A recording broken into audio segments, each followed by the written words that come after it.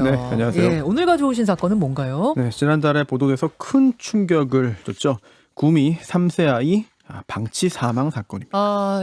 굉장히 좀 충격적인 사건이었고 저희도 그 당시에 깊이 취재했던 기자와 인터뷰를 했었는데 네, 빈집에서 3세 아이가 사망한 채로 거의 반미라 상태로 발견이 돼서 충격을 줬던 사건이죠. 네, 2019년생입니다. 살아있었다면 지금 우리 나이로 3살이죠. 네. 네, 사망 당시는 만 1세 반 정도로 추정이 되는 건데 함께 살던 집에서 친모 A씨가 혼자 이사를 갔어요. 네. 그래서 홀로 버려진 아이가 6개월 후에 사망한 채로 발견된 겁니다. 예. 건조하고 밀폐된 공간에 있었기 때문에 시신이 완전히 부패하진 않아서 반미라 상태로 발견됐다고 보도는 됐지만 네.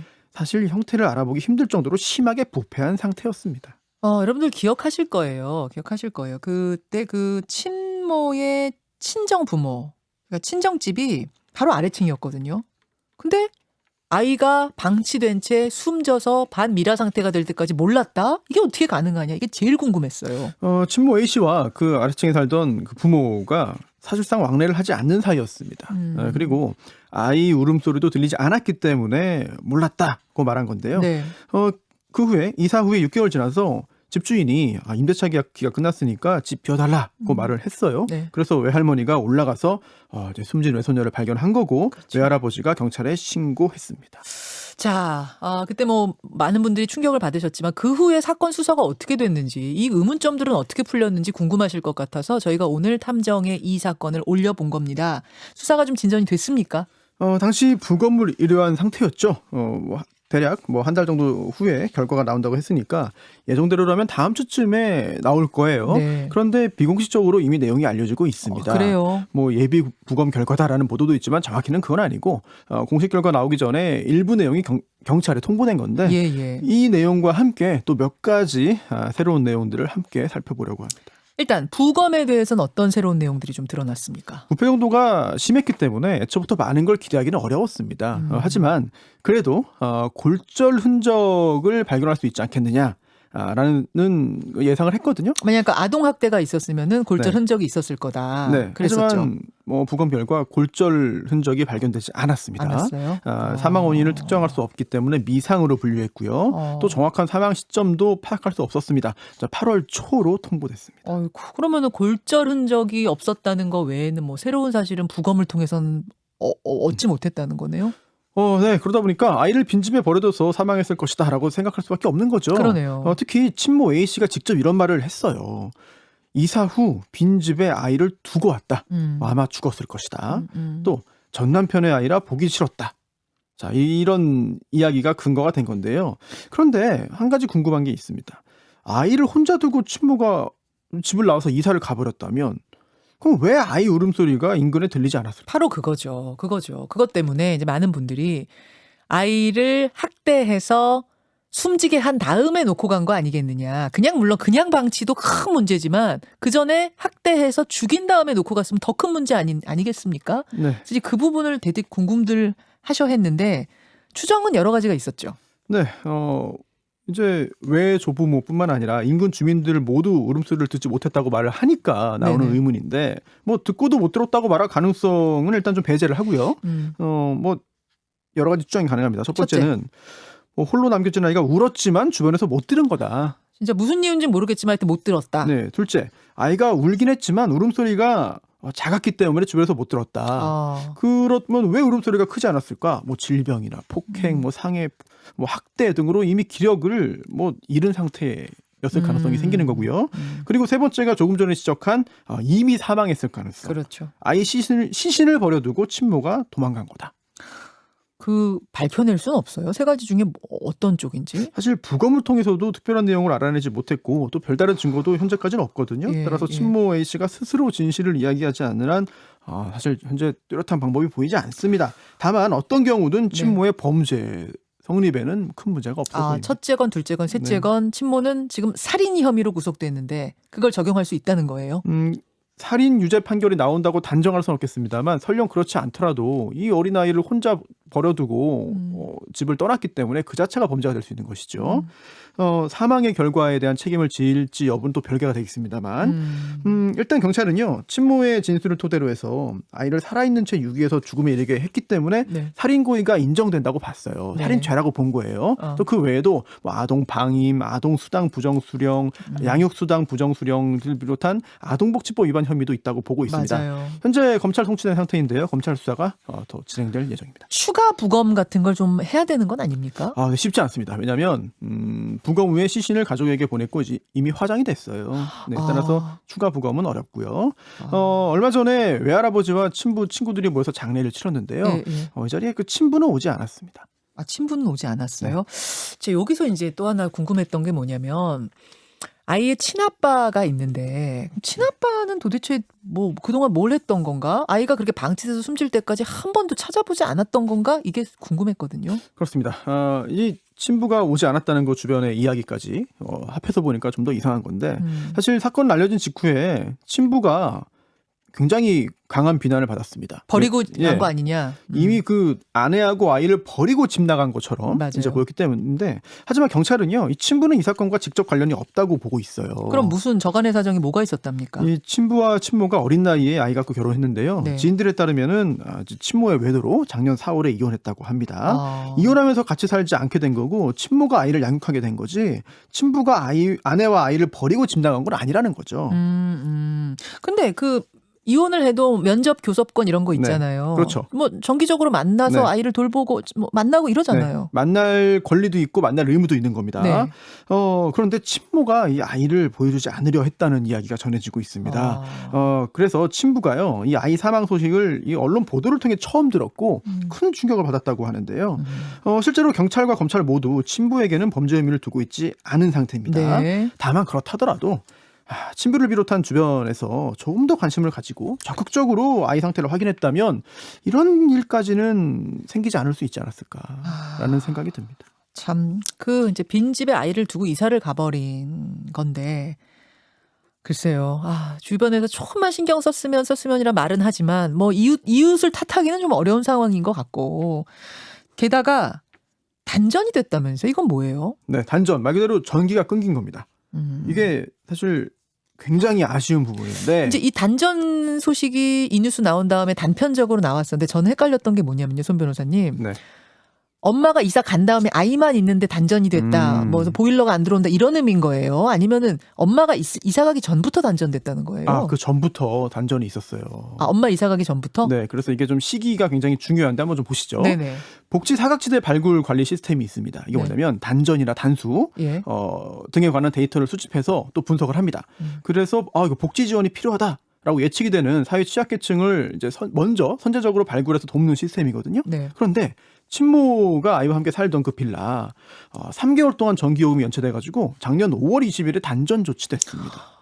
그러면은 복지 사각지대에 있는 위기 가정이라는 어떤 네. 신호가 켜진 거 아니에요? 그래서 한전이요 단전 조치 취하면서 곧바로 보건복지부에 통보를 했어요. 네. 그리고 연체 상태가 계속되니까 6월과 7월에도 단전 사실을 알렸습니다. 예. 하지만 이 보건복지부가요 처음 단전 사실이 통보된 지 이제 4개월이 지난 9월에서야 해당 지자체인 구미시에 이 사실을 통보했습니다. 왜 이렇게 늦게 통보했죠? 이제 보건복지부가요 이제 2개월에 한 번 정도 지자체에 통보를 합니다. 네네. 그리고 이 판단의 정확도가 또 필요하기 때문에 단전 여부만 가지고 판단하는 게 아니라 뭐 단수 또 이제 그 가스가 끊겼는지 여부, 뭐 건강보험, 국민연금, 뭐 통신비 등을 비롯한 이제 30가지 정도의 데이터를 종합적으로 검토해요. 그런데 이제 단전은 됐지만 친모가 또 휴대전화 요금은 또 정상적으로 납부했거든요. 그랬어요? 네, 그래서 첫 번째 통보 대상에는 포함되지 않았고 네. 전기요금 연체가 계속되니까 4개월 후에 구미시에 통보한 겁니다.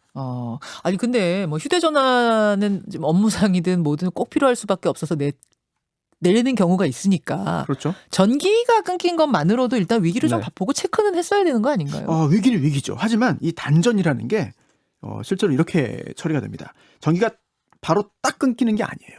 왜냐하면 이제 사회적 약자 사정을 고려해서 한전이 이 주택용 전기의 경우에는 완전히 끊지는 않고요. 네. 전류 제한기를 설치합니다. 그래서 단전 조치가 이루어졌다 하더라도 월 660와트까지는 사용할 수가 있어요. 월 660와트면 어느 정도 쓸 수 있는 겁니까? 이게 소형 냉장고 그리고 최소한의 전등은 쓸 수 있는 그런 용량입니다. 아. 그렇기 때문에 단전 조치와 동시에 곧바로 결정적인 문제가 생겼다고 간주하고 복지 시스템이 작동하지는 않은 거죠. 그게 사실 어떻게 보면 최소한의 사회 안전망을 설치해 놓은 네. 건데 그게 오히려 상황 파악을 어렵게 했군요. 이 케이스에서는. 네, 그렇다 보니까 여러 자료를 종합해서 판단 정확도를 높이는 것도 당연히 중요하지만 단전이나 단수 같은 경우에는 곧바로 정보 공유하는 게 오히려 더 합당하지 않겠는가라는 지적이 나오고 있고요. 네. 또 이 사건에서는 한 가지 더 짚어볼 부분이 있습니다. 어떤 부분입니까? 뭐 늦긴 했지만 지자체에 통보가 됐잖아요. 네. 그래서 구미시가 이 가정을 위기각으로 지정하려고 했습니다. 예. 그런데 이때 친모 A씨가 거짓말을 하는 바람에 무산됐어요. 뭐라고 거짓말을 했길래요? 이 구미시가 통보를 받고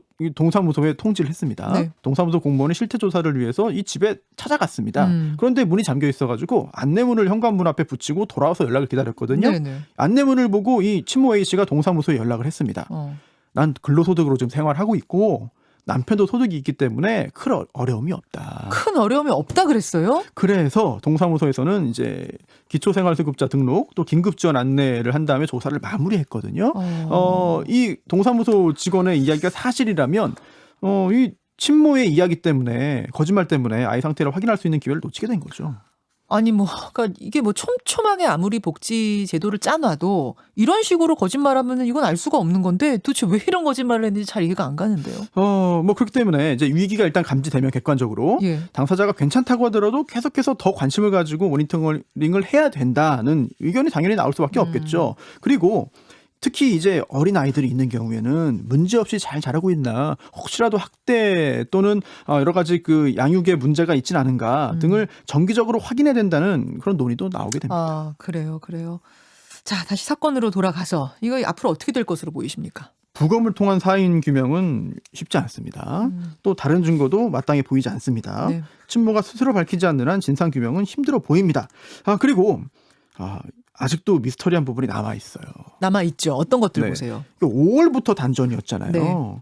근데 최근 청구서를 보면 작년 12월과 올해 1월 요금만 미납된 걸로 나와 있습니다. 그런데 이게 작년 9월에도 단전 상태였기 때문에 네. 이게 복지 시스템이 작동한 것을 생각해 보면 예? 이게 동사무소와 통화한 9월부터 그 11월까지 이 3개월치 정기요금은 적어도 납부했다는 얘기거든요. 그러네요. 네. 그리고 이 친모가 8월에 아이를 버려둔 데 이사를 간 거잖아요. 예. 그렇다면 이사를 간 다음인 9월과 10월에 이 전기 사용량을 봐야 되는데 실제로 상당량의 전기를 쓴 것으로 기록돼 있습니다. 이 오류 가능성을 배제한다면 네. 다른 누가 이 집에 들어갔던 건가? 그때 아이는 어떤 상태였나? 예. 만약에 다른 누군가가 아닌 친모 A씨가 돌아왔거나 또는 드나들면서 전기를 사용했던 것이라면 도대체 어떤 목적이었나? 의문이 생길 수밖에 없죠. 또 있습니까, 의혹? SNS에 대한 건데요. 경찰에 따르면요, 친모가 이사 간 지 석 달 후에 SNS에 아이 사진을 올렸어요. 그러면서 사랑해, 말 좀 잘 들어줘, 제발이라고 적었습니다. 아니 이사 가면서 애 놓고 간 거잖아요. 그렇죠. 근데 SNS에다 사랑한다고 적었다고요? 네. 그리고 지인에 따르면은요, 이 친모가 이사를 한 8월에 SNS에서 이 첫째 아이, 그러니까 숨진 아이죠. 숨진 아이 사진을 모두 없애버렸다고 해요. 그런데 그 후에 3개월 지나서 갑자기 아이 사진을 올린 이유가 무엇인지 궁금합니다. 그러네요. 게다가 이사하기 전에 아이 사진을 휴대전화로 찍어놨거든요. 네. 이거 혹시 나중에 사용하기 위해서 미리 찍어둔 건 아니냐라는 의문도 생길 수밖에 없고. 그렇게 되면은 미리 계획한 범죄일 수 있다는 얘기입니까? 그런 의혹을 갖게 만드는 부분도 있습니다. 왜냐하면 작년 5월에 이미 재혼 상대의 집으로 전입 신고를 했어요. 그리고 3개월 동안 양쪽 집을 오가면서 생활을 했습니다. 네. 그러다가 8월에 완전히 이사를 간 거거든요. 예. 그래서 아래층 살던 친정 부모도요, 아이를 당연히 재혼남 집에 데려갔겠지라고 생각을 한 거예요. 그렇죠. 네. 그런데 A 씨가 홀로 재혼남 집에 가 있는 동안에 이제 만으로 2살도 안 된 아이가 홀로 방치돼 있던 거잖아요. 네, 그렇죠. 이런 상황을 종합해 보면 이미 오래전부터 혹시 아이를 방치해서 죽이겠다는 뭐 살인의 확정적 고의, 아니면 그렇지 않더라도 죽을 수도 있고 또 죽어도 어쩔 수 없다는 살인의 미필적 고의를 가지고 있던 거 아니냐라는 생각을 하게 되죠. 그 왜요? 왜? 그 이유를 사실 지금 정확히 짐작하기는 쉽지 않습니다만 한 가지 판단을 고려할 요소도 있어요. 뭐냐면 친모가 이 사건 드러나기 전까지 아이 양육수당, 네. 또 아동수당 계속 받았죠. 매달 받았어요. 꼬박꼬박. 네. 그래서 뭐 전입 신고부터 시작해서 아이 방치, 또 버려준 채 이사, 그 뒤로 혹시라도 집에 들러서 상태를 확인한 거 아닌가? 또 수당 계속 받고 아이는 버리고 수당을 챙긴 거 아닌가? 계획된 거 아닌가라는 의심도 해봐야죠. 하지만 또 이런 생각도 듭니다. 아니 그래도 이렇게 아이를 혼자 버려두면 언젠가 사망할 테고 또 그 시신이 누군가에게 발견될 텐데 당연하죠. 그걸 어떻게 감당하고 이랬는가 이해가 잘 안 됩니다. 참 이해가 안 되는 사건이 너무 많습니다. 예. 새로운 상황이 더 알려지면 여러분들께 전해드릴 걸 약속드리면서 손소탐정 수고하셨습니다. 네. 김현정의 뉴스쇼는 청취자 여러분의 참여로 이루어집니다. 트위터, 페이스북, 레인보우 게시판, 그리고 단문 50원, 장문 100원의 유료 문자 샵 1212, 우물정 1212 통해 참여하실 수 있습니다. 김현정의 뉴스쇼, 여러분과 함께 만듭니다.